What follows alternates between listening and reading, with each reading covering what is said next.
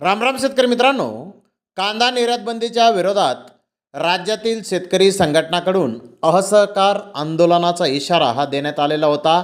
8 तारखेपासून हे आंदोलन नाशिक जिल्ह्यामधून सुरुवात होणार होती। तर मित्रांनो, याबाबत आत्ताच्या व्हिडिओमध्ये आपण माहिती जाणून घेऊयात।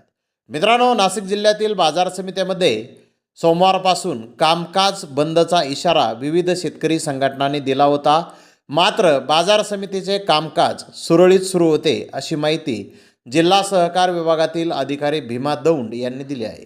कांदा निर्यात बंदीच्या विरोधात राज्यातील शेतकरी संघटनाकडून असहकार आंदोलनाचा इशारा हा देण्यात आला होता। आंदोलनात सहकार्य करण्याचे पत्र संघटनांनी सभापतींना दिले होते। 70% व्यापाऱ्यांनी बंदसाठी नकारात्मक भूमिका ही दर्शवली। 1 महिन्यापूर्वी केंद्र सरकारने कांदा निर्यात बंदी लागू केली होती। त्यातच पंतप्रधान नरेंद्र मोदी यांच्या नाशिक जिल्हा दौऱ्याच्या पार्श्वभूमीवर शेतकरी संघटनांनी दिलेल्या इशाऱ्यामुळे कामकाजावर परिणामाची शक्यताही वर्तवण्यात आली होती।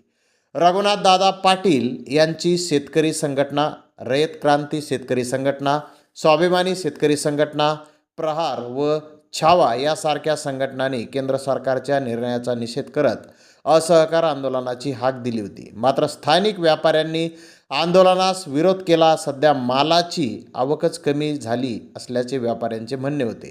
शेतकरी संघटनांनी दिलेल्या आंदोलनाचा जिल्ह्यातील बाजार समितीवर काय परिणाम झाला याची माहिती घेतली असता बाजार समित्यामध्ये सोमवारी कामकाज सुरळीत सुरू होते अशी माहिती सहकार विभाग कार्यालयाकडून देण्यात आली। तर मित्रांनो, आपल्या लक्षात आलं असेल की आज जे काही आंदोलन होणार होतं तर यामध्ये व्यापाऱ्यांकडून विरोध हा दर्शवण्यात आला आणि मित्रांनो, सध्या मालाची आवक कमी असल्याचे व्यापाऱ्यांचे म्हणणे होते। तर धन्यवाद मित्रांनो, आपण माझा व्हिडिओ शेवटपर्यंत पाहिल्याबद्दल। व्हिडिओ आवडल्यास लाईक करा, शेअर करा।